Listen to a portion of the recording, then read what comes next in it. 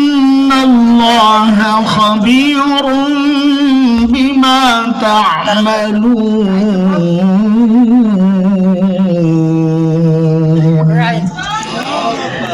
আমানতু বিল্লাহ সাদাকাল্লাহুল আলিয়্যুল আযীম।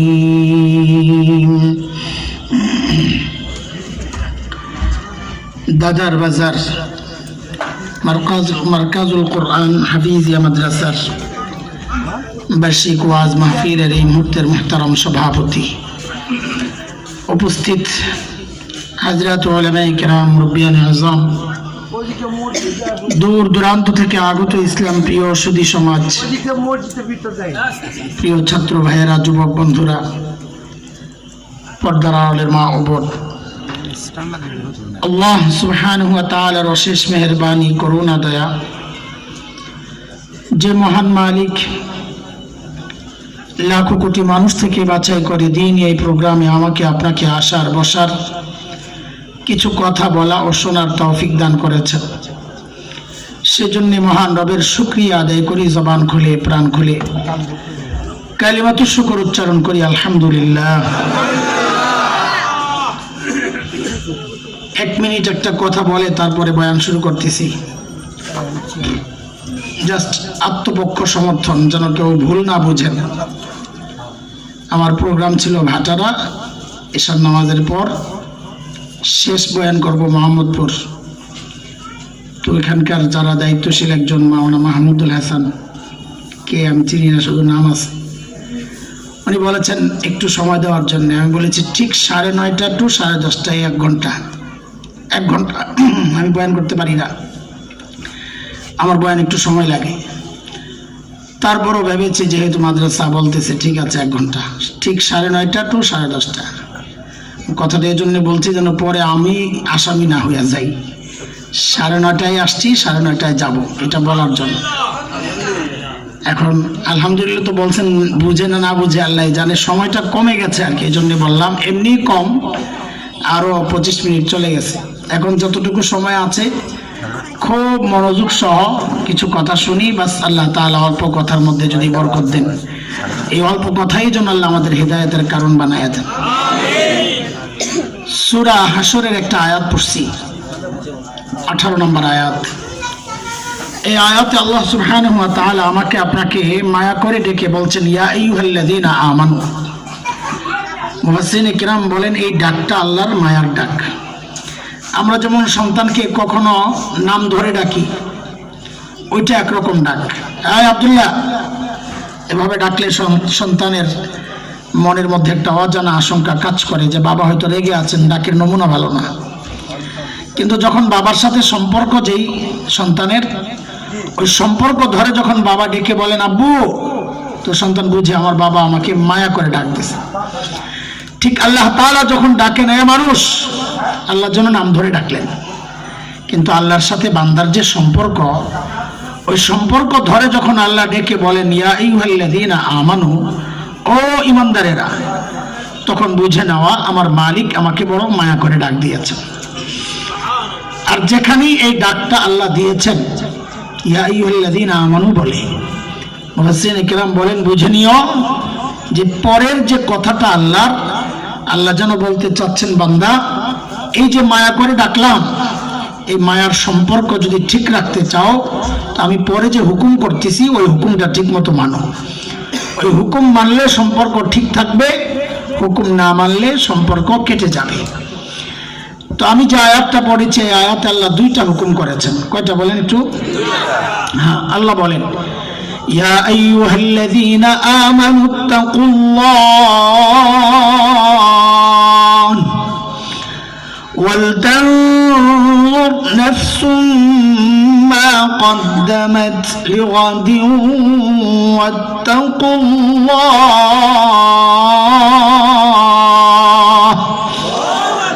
আল্লাহ বলেন ও মানুষ, আল্লাহকে ভয় করো। কাকে? এরপর আল্লাহ আরেকটা কথা বলতেছে, এটা এক হুকুম।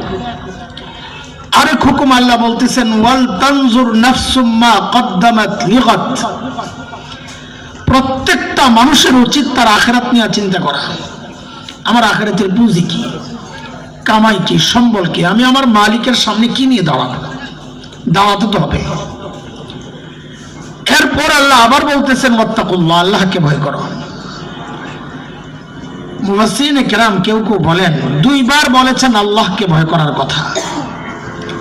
প্রথমবার আমরা যেটা বুঝি ওইটাই, আল্লাহকে ভয় করো মানে আল্লাহর ভয়ে গুনাহ ছেড়ে দাও। এরপর আল্লাহ বলতেছেন আখিরাতের প্রস্তুতি নেওয়ার জন্য, আবার বলতেছেন আল্লাহকে ভয় করো। তো মুফাসসিরিনে কেরাম বলেন এর মানে হচ্ছে আমল করার পরেও নিশ্চিন্ত না হওয়া, এর পরেও যেন আল্লাহর ভয় থাকে যে হারে যদি আল্লাহ মাফ না করেন তো আমার কি উপায় হবে, যদি আমার আমল কবুল না করেন তো আমার কি উপায় হবে। আমাদের চেয়ে অনেক বেশি আমল শয়তান করছে, আমাদের চেয়ে অনেক বেশি আমল করছে শয়তান। কোথায় শয়তান? আল্লাহর এক নির্দেশে সে অভিশপ্ত হিসাবে দুনিয়ায় চলে আসছে, তার কোনো আমলের কোনো মূল্য নাই। এখন আল্লাহকে ভয় করা, আখিরাতের প্রস্তুতি নেওয়া, এটা আমরা করতেছি, অবশ্যই করতেছি, এখানে আসছি তো আখিরাতের প্রস্তুতির অংশ হিসেবে। কিন্তু আমাদের আখিরাতের প্রস্তুতিগুলো যেমন নেওয়া দরকার, যে কোয়ালিটির হওয়া দরকার, যেই পরিমাণের হওয়া দরকার, ঠিক তেমন হচ্ছে কিনা, না ঘাটতি আছে, ত্রুটি আছে, বিচ্যুতি আছে, কমতি আছে, বুঝবো কেমনে? তো এটা বোঝার জন্য আল্লাহ তাআলা আমাদের জন্য একটা দয়া করছেন। আল্লাহর নবীর ঈমানদার সঙ্গীরা যাদেরকে আমরা চিনি সাহাবায়ে কেরাম নামে, সাহাবায়ে কেরাম রিদওয়ানুল্লাহি আলাইহিম আজমাইনদেরকে আল্লাহ আমাদের নমুনা আর মডেল বানাইছেন যে তুমি তোমার ঈমানকে সাহাবীদের ঈমানের সাথে মিলাও, যদি মিলে ঈমান ঠিক আছে, না মিললে ভেজাল আছে, ঠিক করে নাও। কার কথা? আল্লাহ বলেন فَإِنْ آمَنُوا بِمِثْلِ مَا آمَنْتُمْ بِهِ فَقَدِ اهْتَدَوْا وَإِنْ تَوَلَّوْا فَإِنَّمَا هُمْ فِي شِقَاقٍ।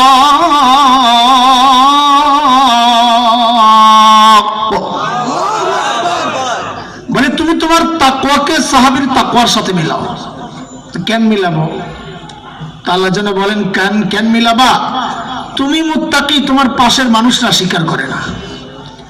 পোশাকই মুত্তাকি, আমরা মুত্তাকির পোশাক আছে, কিন্তু যাদের সাথে ওঠা বসা তারা স্বীকার করে না এই মানুষ মুত্তাকি। অথচ আল্লাহর নবীর সাহাবীদের তাকওয়ার সাক্ষী শুধু পাশের মানুষ না, আল্লাহ নিজেই দিয়েছেন। কোথায় দিয়েছেন এটা বোঝার জন্য আরেকটা কথা বুঝেন। যিনি পড়ান, ফাইনাল পরীক্ষা, বোর্ডের পরীক্ষা তিনি নেন না অন্যরা নেন? অন্যরা নেন। বোর্ডের পরীক্ষা, ফাইনাল পরীক্ষা নিজের উস্তাদ নেন না, অন্যরা নেন। তো আল্লাহ যেন বলছেন আমার নবীর সাহাবীকে তাকওয়া পড়াইছেন, শিখাইছেন আমার নবী, কিন্তু ওদের তাকওয়ার পরীক্ষা নিছি আমি আল্লাহ। সূরা হুজুরাত 26 নম্বর পারা, সূরা হুজুরাত 3 নম্বর আয়াত। আল্লাহ বলেন ইন্নাল্লাযীনা ইয়াগুযযুনা আসওয়াতাহুম ইনদা রাসূলিল্লাহ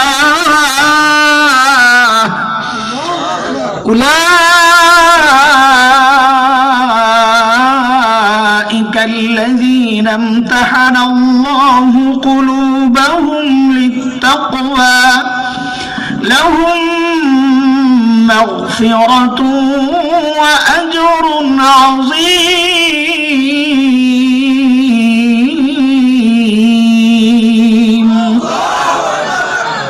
আল্লাহ বলে পরীক্ষায় ওরা পাস, কিছু ভুল হয়েছে আল্লাহ বলে আমি মাফ করে দিচ্ছি। এই জন্য সাহাবীদের সমালোচনা করতে হয় না, এই জন্য সাহাবীদের দোষ তালাশ করতে হয় না। এই সমাজের কিছু পোড়া কপাল আছে, কাম কাজ নাই, বসে বসে সাহাবীদের ভুল ধরে। এমন লিখনিও যদি কেউ তৈরি করে যে লিখনি পরে অটোমেটিক কেউ সাহাবী বিদ্বেষী হয়ে যায়, দুনিয়ার মানুষের সামনে সে মহাপণ্ডিত হইতে পারে, কিন্তু আল হক্কানি ওলামাদের কাছে সে কিসের মহাপণ্ডিত? সে তো পথভ্রষ্ট, সে তো নষ্ট, সে তো গোমরাহ, সে তো পথভ্রষ্ট। সাহাবীদেরকে নিয়ে কথা বলতে খুব সাবধান। আল্লাহর প্রিয় বান্দা তারা, নবীজির শাগরেদ তারা। আল্লাহ তাদেরকে ক্ষমার ওয়াদা করেছেন, জান্নাতের ওয়াদা করেছেন। আমি তুমি সাহাবীর ভুল ধরার কি? তো এই জন্য বলেন আমাদের আমলকে কাদের সাথে মিলাবো? একটু বলেন, যদি মিলে যায় আল্লাহ কি জিজ্ঞেস করি, আল্লাহ এত কষ্ট করে যদি মিলেইতে পারি কি দিবেন? লাভ লসের ব্যাপার সেবার আছে না? তো আল্লাহ জানাইছেন আমাদেরকে কিয়ামত পর্যন্ত যাদের আমল সাহাবীদের সাথে মিলবে, আল্লাহ বলেন সাহাবীদেরকে যা দিছি তোমাদেরকেও তাই দিব। কি দিছেন? দুই জিনিস। এক হচ্ছে স্বীকৃতি, আমি সাহাবীদেরকে জানাইয়া দিছি আমি তোমাদের উপর রাজি হয়ে গেলাম। আরেকটা বলে ওয়াদা, সুসংবাদ, জান্নাতের সুসংবাদ, যে তোমাদের জন্য আমি জান্নাত তৈরি করে রাখছি। কিয়ামত পর্যন্ত যাদের আমল সাহাবীওয়ালা হবে, আল্লাহর ওয়াদা, আল্লাহ তাদেরকেও ওই পুরস্কার দিয়ে দিবেন। আমার কথা না, কোরআনের কথা। সূরা তাওবার 100 নম্বর আয়াত, 11 নম্বর পারার ঠিক দ্বিতীয় পৃষ্ঠাতেই আছে। আল্লাহ বলেন والسابقون الأولون من المهاجرين والأنصار والذين اتبعوهم بإحسان رضي الله عنهم ورضوا عنه وأعد لهم جنات تجري تحتها الأنهار خالدين فيها أبدا ذلك الفوز العظيم।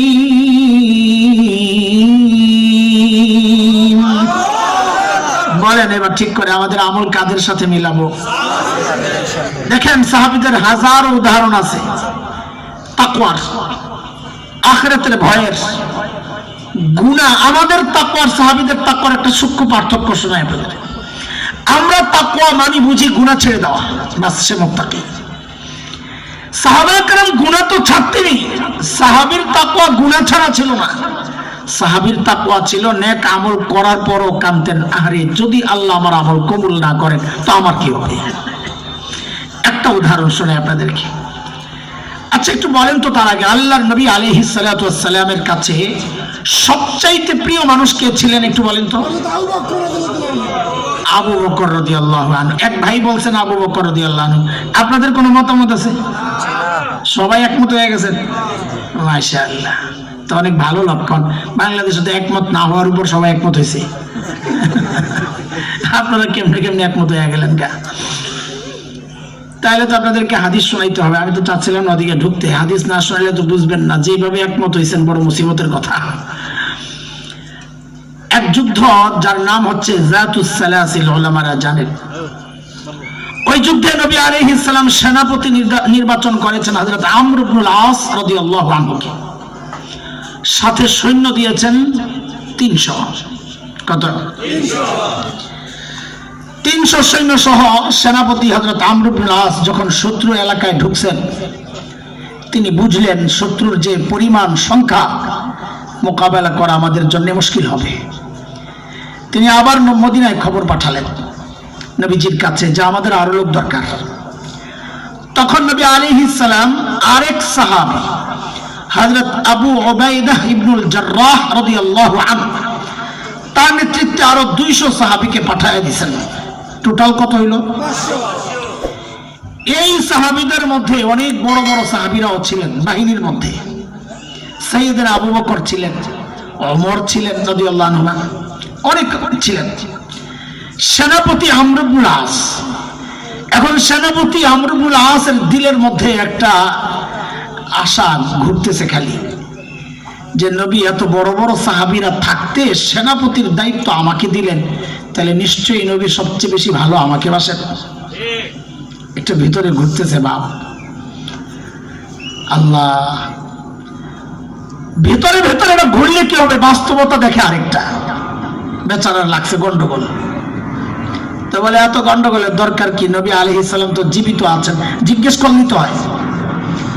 তো যা ঠিক এই কথাটাই জিজ্ঞেস করছেন, ইয়া রাসূলুল্লাহ, বুখারীতে আসছে রিওয়ায়াত, ইয়া রাসূলুল্লাহ আইয়ুন নাস আহাব্বু ইলাইক, নবীজি আপনার কাছে সবচেয়ে প্রিয় মানুষ কে?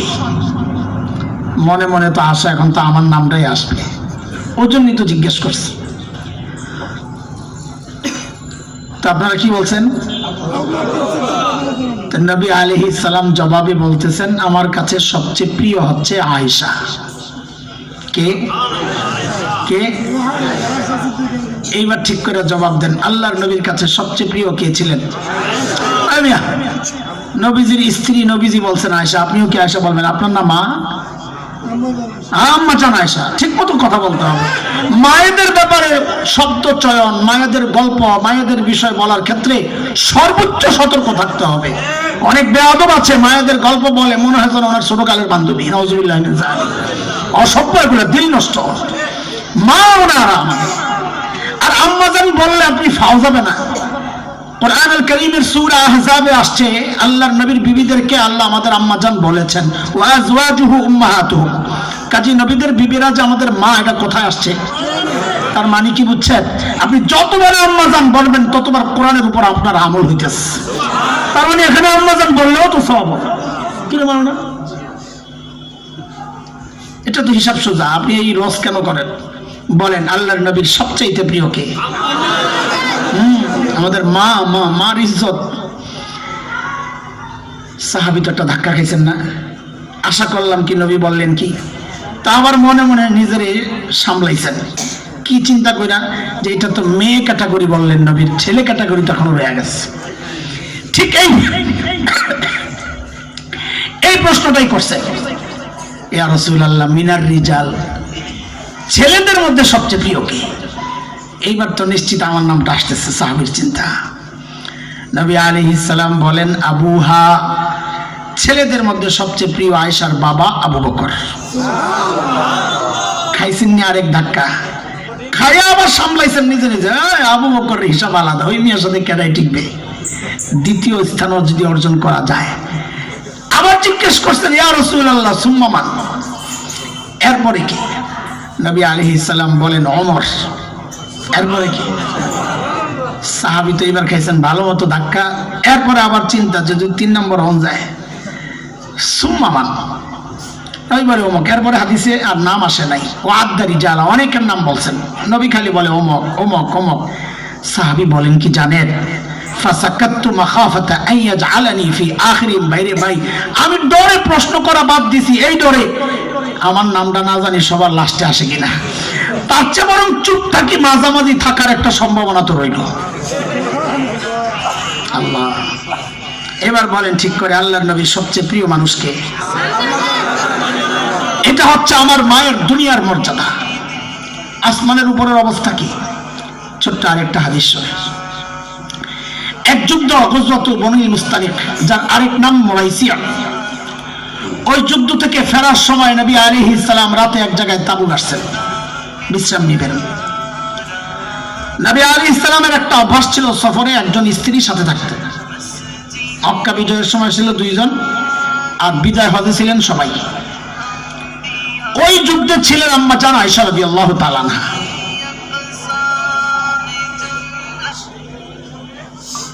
শেষ রাতে নবীজি সবাইকে বললেন যে প্রস্তুত হও, আমরা রওনা দিব। ওযু ইস্তিনজা যার যার জরুরত আছে সেরে নাও। আম্মা জানও গেছেন জরুরত সারার জন্য। আম্মা জান সব কাজটা শেষ করে যখন তাঁবুতে আসছেন, এসে আম্মা জান বুকে হাত দিয়া দেখেন বুকের গলার মধ্যে একটা হার ছিল, হার। এই হারটা নাই। পেরেশানি। আম্মা জান আবার হার তালাশ করতে চলে গেছেন আগের জায়গায়। এই মায়েদের কথা, সতর্কতার সাথে যেন ভেতরে ওই জিনিস গুড়গুড় না করে যে হারের এত মায়া। আম্মা জান গেছেন হার তালাশ করার জন্য, না মায়ার কারণে যান না, এটা বোঝা লাগবে। যেহেতু মায়েদের ব্যাপার, কেউ যেন আপত্তি করতে না পারে। গল্প বলার ক্ষেত্রে ফাঁক ফুকুর বন্ধ করে আগাইতে হবে, কারণ মায়েদের ব্যাপার, আমার নবীর স্ত্রীদের ব্যাপার, সাহাবী। আমাদের উস্তাদ সাঈদ আহমদ পালনপুরি রহমতুল্লাহ আলাইহি বলেছেন আম্মা জান হাত তালাশ করতে কেন গেছেন জানো? ওই হাতটা আম্মা জানের ছিল না, একজন থেকে হাওলাত নিয়েছিলেন। হাওলাতের জিনিস ফেরত দিতে হবে, ওই টেনশনে আম্মাজান হাত তালাশ করতে গেছেন, দুনিয়ার মায়ায় না, মায়েদের ব্যাপার তো।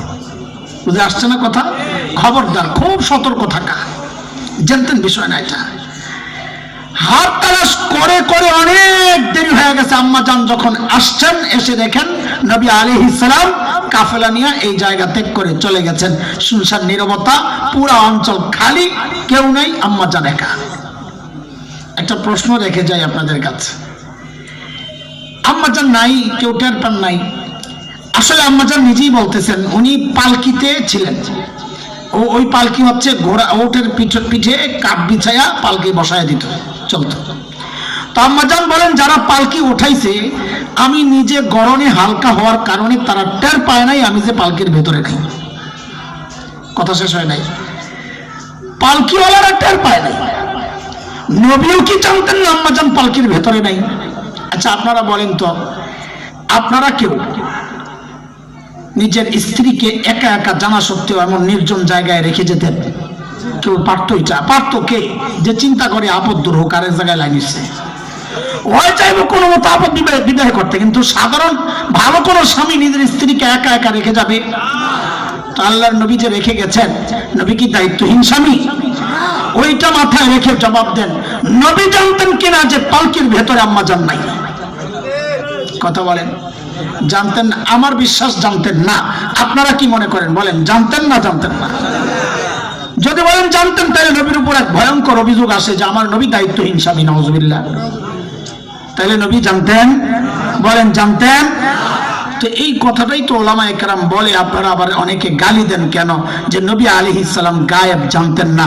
যদি গায়েব জানতেন তো নবী এটাও জানতেন আম্মাজান পালকির ভেতরে নাই। তার মানে কি প্রমাণ হইল? নবী গায়েব গায়েব জানেন শুধু। আর জোরে চিৎকার করে আকীদার ব্যাপার, সবাই বলেন কে? আল্লাহর নবীর সফরের আরেকটা সিস্টেম ছিল, সবাই চলে যাওয়ার পর একজনকে পেছনে রেখে আসতেন। কেন? তার কাজ কি? সবাই চলে যাওয়ার পর জায়গাটা একটা চেক দিত, কিছু রয়ে গেল কিনা। এই জমানা এটা খুব বেশি দরকার। হজ উমরায় গেলে এয়ারপোর্টে আসলে দেখি একজন একজন বাইরে, হুজুর কাজ একটা হয়েছে, কি হয়েছে? চার্জারটা ফালাই আইছি, গামছা ফালাই আইছি। আমি বলি নবীর সুন্নাত আদায় করে না, এই ঝামেলা তো হবেই। সবাই আগে আগে দৌড়ান, একজনের পিছনে রাখলে তার পিছনের জিনিস থাকে না, এটা নবীর সুন্নাহ। ওই সফরে নবী পেছনে যাকে রেখে আসছেন, ওই সাহাবী এসে আম্মাজানকে দেখেই অবাক হয়ে গেছেন। আম্মাজান নিজেই বলেন, সাহাবী শুধু এতটুকু বলেছে, ইন্না লিল্লাহি ওয়া ইন্না ইলাইহি রাজিউন, আর কিচ্ছু বলে নাই। নিজের বাহনটা এনে বসাইছেন, আম্মাজান উঠছে, হেঁটে হেঁটে চলে গেছেন নবী যেখানে, ওখানে। এদিক দিয়ে সূর্য ওঠার পর যখন জানাজানি হইল আম্মাজান নাই, সব ভিতরে কিয়ামত, আম্মাজান কই? মুনাফিক সুযোগ সন্ধানী শয়তানগুলো নাউজুবিল্লাহ নাউজুবিল্লাহ পড়েন পড়েন, নাউজুবিল্লাহ নাউজুবিল্লাহ নাউজুবিল্লাহ, খবর ছড়াইয়া দিছে যে সাহাবী পেছনে আম্মাজানের সাথে তার অবৈধ সম্পর্ক থাকায় আম্মাজানও পেছনে রয়ে গেছে। পুরা মদিনায় খবর গরম, 1 মাস পর্যন্ত খবর চলতেছে। আম্মাজান কিছুই জানেন না। কেন জানেন না? ওই টাচ মোবাইল নাই, ফেসবুকের সংবাদ তো দেখে না। আল্লাহ বাঁচাইছে। 1 মাস পর কোন একভাবে আম্মাজান জানছেন, কোন একভাবে আমি জানি ওদিকে গেলে লম্বা হয়ে যাবে। আম্মাজান জেনে কষ্টে আসমান থেকে বসছেন। কি হলো এটা?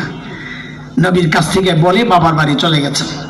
যায়া বাবা আবু বকর, মা উম্মে রুমান রাদিয়াল্লাহু আনহুমাকে জানতে চাইছেন, জিজ্ঞেস করছেন আপনাদের কি মতামত। আবু বকর কিছু জানি না, এই ব্যাপারে আমি কথা বলতে পারবো না। মা খুব কষ্ট পাইছেন। আপনজনরা বলবে, মারে এটা চক্রান্ত, তুই ঘাবড়াইস না, মনে করছে এটা বইলা বাচ্চারে সান্ত্বনা দিবে। কিন্তু আবু বকর তো আবু বকর, যেখানে নবী চুপ সেখানে আমি মাতবিরি করতে যাব কেন? নিজের মেয়ে হয়েছে তাতে কি? এর নাম আবু বকর।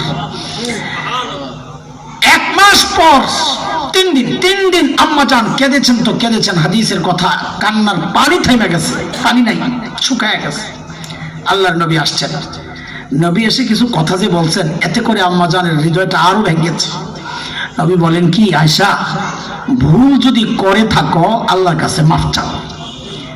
এই দেখেন, এখানেও প্রমাণ হয় নবী জানতেন না, নবী গায়েব জানেন না। কারণ জানলে তো বলতেন, আয়েশা তুমি তো কিছু করো নাই, আমি তো জানি, থাক সবর করো। নবী তা বলেন নাই।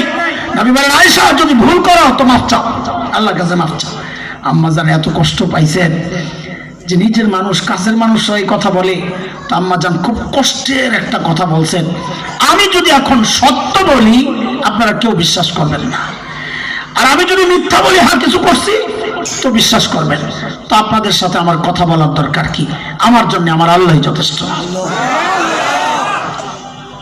এরপরই দেখা যাচ্ছে নবীর চেহারার মধ্যে পরিবর্তন, ওহী আসতেছে। যখন ওহী আসতো চেহারায় পরিবর্তন আসতো, রক ফুলে যেত, চোখ লাল হয়ে যেত, খরখর আওয়াজ হইতো, ওয়া ইন্না জাবিনাহু লা ইয়াতাফাসসাদু আরাকা, ঘাম একদম কপালে ঘেমে একদম ভিজে যেত। সবাই টের পাইতেছে ওহী আসতেছে। ওহী নাযিল হওয়া শেষ, নবী মুস্কি মুস্কি হাসতেছেন। কেন কেন কেন? আমার মায়ের মর্যাদা শোনাইতেছি দোস্ত। কেন হাসতেছে? যে আল্লাহ তাআলা আমার মায়ের পক্ষে, আমার মায়ের পবিত্রতা বর্ণনা করতে গিয়ে আল্লাহ তাআলা একটা, দুইটা, তিনটা, চারটা না, কোরআন আল কারীমের 10টা আয়াত নাযিল করছেন আমার মায়ের দাম। শুধু তাই না, একটা আয়াত দেখলে তো আমারই ভয় লাগে, আরে বাপরে বাপ, সাহাবীরা জানি কি করছে আল্লাহই জানে। আল্লাহ তাআলা রীতিমতো সাহাবীদেরকে ধমকাইতেছেন, কি বইলা?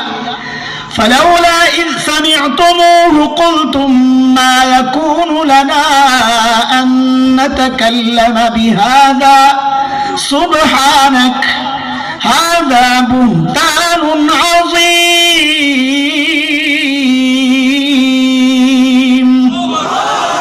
এই কথাগুলো যখন তোমরা শুনলা, সাহাবীদেরকে বলতেছেন আল্লাহ, যখন শুনলা কেন বললো না? এই বিষয়ে আমাদের মুখ খোলা উচিত না, এই বিষয়ে কথা বলা উচিত না। আল্লাহ পবিত্র, আল্লাহর নবী পবিত্র, নবীর স্ত্রী পবিত্র, এই বিষয়ে আমরা চুপ, কথা বলা উচিত না। কেন বললো না? যেটা মারাত্মক ভয়ঙ্কর অপবাদ, এই কথাগুলো কেন বললো না? আল্লাহ কাদেরকে শাসাইতেছেন? সাহাবীদেরকে। আমার মায়ের মর্যাদা, এত বড় মানুষ আম্মা জান আয়েশা, এই যে জায়গায় আসছি, আমলের পরেও যে তাদের পেরেশানিটা, ওইটা দেখাইতেছি। এত বড় মানুষ আমার মা, এত বড় ব্যক্তিত্ব আমার মা, যার জমিনের মর্যাদা নবীর সবচেয়ে প্রিয়, যার উপরের মর্যাদা, যার পক্ষে আল্লাহ 10টা আয়াত নাযিল করেছেন, সেই মা রাতের নামাজে দাঁড়াইছেন। রাতের নামাজ মানে তাহাজ্জুদ, তিলাওয়াত করতে করতে আয়াত একটা চলে আসছে, وَبَدَا لَهُم مِّنَ اللَّهِ مَا لَمْ يَكُونُوا يَحْتَسِبُونَ। হায়, এই আয়াত পড়তেছেন আর আম্মা জান কান্না করতেছেন। কিছু সময় পরে আর ঢুকে কেঁদে ওঠেন, আবার থামেন, আবার শুরু করেন, আবার কাঁদেন, আবার শুরু করেন, আবার কাঁদেন। আরে রাত শেষ হয়ে যাচ্ছে কিন্তু আয়াত শেষ হয় না, নামাজ তো শেষ হওয়ার প্রশ্নই আসে না, কান্নাও থামে না। কি আছে এই আয়াতে? এইভাবে আম্মাজান কান্না করতেছেন। আরে আমি তো হাফেজ, কত শতবার এই আয়াত আমার সামনে দিয়ে আসছে গেছে, কোনো পরিবর্তন নাই। কিন্তু এই গল্প শোনার পর, দেখার পর, পড়ার পর এখন এই আয়াত দেখলে ভয় লাগে। হ্যাঁ, কি কথা? আম্মাজান কেন কেঁদেছেন?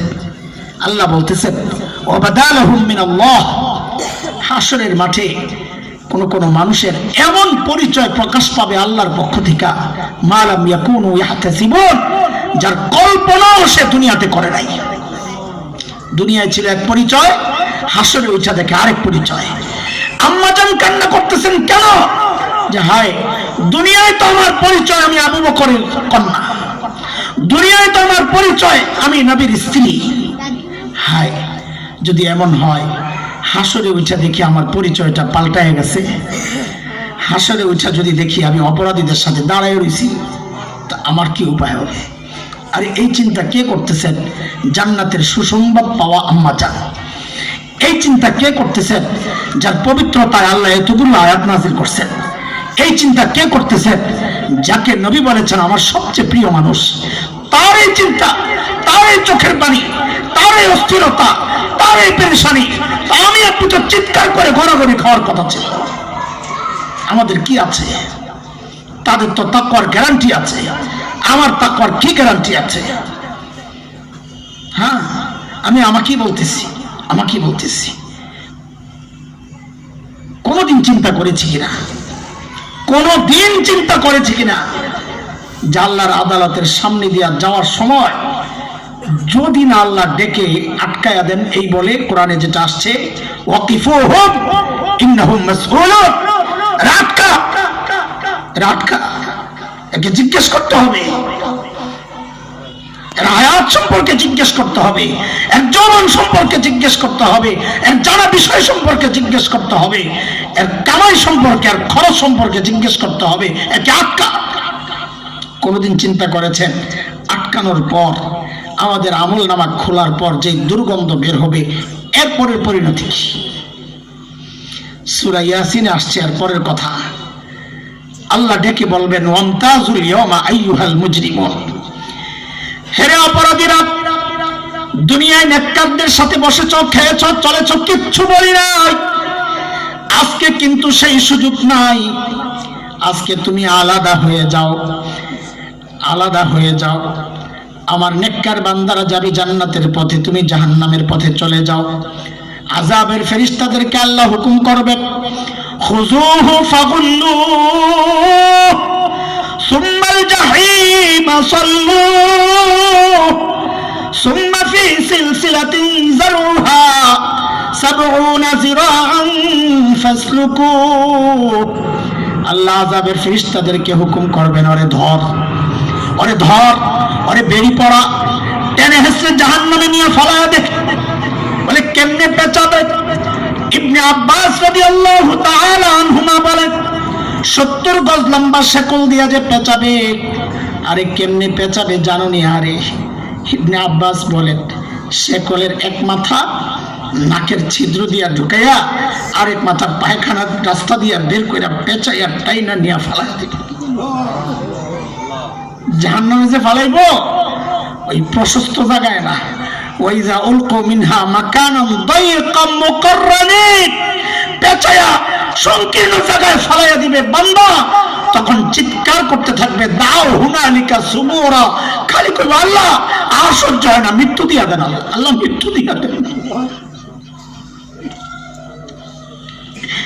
আল্লাহর পক্ষ থেকে আসবে আওয়াজ, মৃত্যু চাও তো একটা কেন চাও? লা তাদুল ইয়াওমা সুবুরান ওয়াহিদা ওয়াদউ সুবুরান কাসীরা। এমন কষ্ট আরো আসবে, প্রত্যেকটার জন্য মৃত্যু চাইতে হবে। একটা কেন চাও? আরো চাও মৃত্যু। আছে কোনো চিন্তা? কাঁদার দরকার ছিল আমার মতো জালিমের, এমন অস্থির হওয়ার কথা ছিল আমার মতো জালিমের। অথচ যাদের হাসার কথা, জান্নাতের গ্যারান্টি পাওয়া, কেঁদে গেছেন সেই মানুষগুলা। সাইয়েদনা আবু বকরের ব্যাপারে আর কিছু বলার আছে। নবী বলেছেন ইন্না আমান্নান নাস আলাইয়া বিসুহবাতিহি ওয়া মালিহি। আবু বকর, আরে আমার উপর তার মাল দিয়া, সঙ্গ দিয়া সবচেয়ে বেশি দয়া করছে যে মানুষটা, সে হচ্ছে আবু বকর। সেই আবু বকর জান্নাতের গ্যারান্টি পাইছেন। আবু বকর ফিল জান্নাহ, নবী বলেছেন। সেই আবু বকর একা একা দূরে যায় কান্দে। কি বলে? এই ইবনে আবি কুহাফা, এরে আবু কুহাফার ছেলে, তুই মানুষ কেন হইছস? এখন হিসাব কেমনে দিবি? আবু বকরের কিসের হিসাবের চিন্তা? জান্নাতের গ্যারান্টি পাওয়া। গাছের পাতা থেকে দাঁড়ায় দাঁড়ায় কাঁদতেন আর বলতেন ইয়া লাইতানি কুনতু ওয়ারাকা মিনাশ শাজারা তুদাতু কাল। আরে মানুষ না হইয়া যদি গাছের পাতা হইতাম তো জীবজন্তু আমার চাবায় চাবায় খায়া ফেলতো, আমার আর হিসাব দেওয়া লাগতো না। এখন আমি হিসাব দিব। আরে আবু বকর তো জান্নাতের গ্যারান্টি পাওয়া। আমি এমন নিশ্চিন্ত জীবনযাপন হাসি তামাশা কেমনে করতেছি? হ্যাঁ, আম্মা জান তো জান্নাতের গ্যারান্টি পাওয়া। আমাকে আপনাকে কে গ্যারান্টি দিল যে আমাদের মৃত্যুর যন্ত্রণা হবে না? কে গ্যারান্টি দিল যে কবরের আযাব হবে না? আরে কে গ্যারান্টি দিল যে জাহান্নামের আযাব হবে না? কে দিল বলে? কোন ভরসায় এমন নিশ্চিন্ত জীবনযাপন করছি? কোন ভরসায়? হ্যাঁ, আয় মালিক, আয় আল্লাহ। এই জন্য আল্লাহ মায়া করে ডেকে ডেকে বলছেন বান্দা এত নিশ্চিন্ত হইও না। ওয়াল তানজুর নাফসুম মা কদ্দামাত লিগাদ, আগামীর পুঁজি কি চিন্তা করো, কি নিয়ে দাঁড়াবা আমার মালিকের সামনে, তোমার মালিকের সামনে কি নিয়ে দাঁড়াবা? আরে পুঁজি বানানোর পরেও নিশ্চিন্ত হও না। ওয়াত্তাকুল্লাহ, আল্লাহরে ভয় করো। আল্লাহ আমার এই আমলের মুহতাজ না। এত আমল নিয়েও গেলাম, আল্লাহ যদি যার লাগবে না চুলে লাগবে না, যোগা আপনি একজনকে 1 টাকা দিয়েছেন, কথার কথা 1 টাকা দিয়ে সে কি করবে? সে তো ভিক্ষুক না। যদি আপনার সামনে থেকে 1 টাকাটা ফালাইয়া দেয়, আপনি কি করবেন? যে আমার 1 টাকা এটা ফালাই দিছে, ঠিকই তো আছে। আল্লাহর এত মহান সত্তা, এত মহান ব্যক্তি আল্লাহ তাআলা, সেই আল্লাহর সামনে আমার এই ছোট্ট আমল কি আসে যায়? আল্লাহর কি আসে যায়? আল্লাহ যদি কোনো তোয়াক্কা না করে, কোনো পরোয়া না করে, কোনো দাম না দিয়ে যদি আমার আমল ফালায়, কি হবে তখন?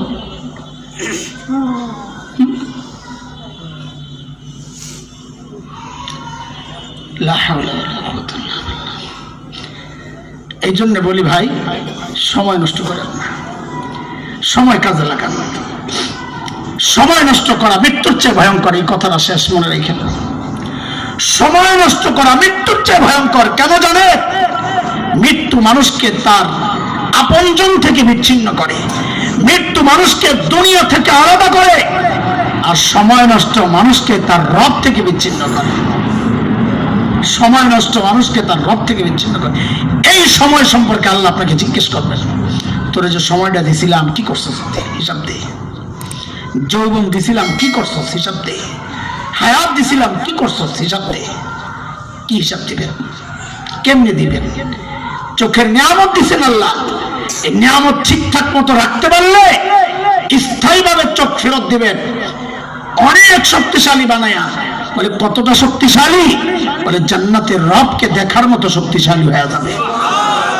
আর দুনিয়ায় চোখ কাজে লাগাবেন না, উল্টা পাল্টা লাগাবেন, তো আল্লাহ আখিরাতে অন্ধ বানায়া উঠাবেন। হ্যাঁ, এই কান্দে কাজে লাগাবেন তো জান্নাতে আল্লাহর তেলাওয়াত শুনবো সরাসরি। জবান কাজে লাগাবেন তো কথাবার্তা চলবে, আর না হয় সব ক্লোজ হয়ে যাবে। আল্লাহ তাআলা আমাদেরকে আল্লাহর হুকুম মতো জীবনকে চালায়া গুনাহমুক্ত থেকে আখিরাতের সাহাবায়ে কেরাম যেভাবে অস্থির থাকতেন আর আখিরাতের পেরেশানি করতেন, ওই রকম জিন্দেগি আল্লাহ আমাদেরকে দান করেন। আমি শুরুতেই বলেছি অল্প সময় আমি কথা বলতে পারি না, লম্বা হয়ে যায় বিষয়, কিন্তু আজকে আমার সময়টাই এরকম হয়ে গেছে। ওনাদেরও মাদ্রাসা কিচ্ছু বলার নাই, মাদ্রাসার কাছে আমরা দুর্বল, আসতেই চাই নাই। মাদ্রাসা শুই নাই, একটু চিন্তা করছি একটু সময় দিই। তারপরে যখন মাদ্রাসার জন্য কালেকশন চলে তখন আর কিছু বলার থাকে না, আমরা বোবা হয়ে যাই। কারণ সব মাদ্রাসা আমাদের মাদ্রাসা, এই মাদ্রাসাও আমাদের মাদ্রাসা, কাজ তো একটাই, ভাগ করে নিছি আমরা, কাজ তো একটাই, বোঝা তো সবার, ভাগ করে নিছি। এই জন্যে এই অল্প সময়ের মধ্যে যতটুকু আল্লাহ কথা বলাইছেন, এই কথাগুলোর উপর আল্লাহ যেন আমাকে 1 নম্বরে, আমি বড় আসামি, এবং আপনাদের সবাইকে আমলের তৌফিক দান করেন।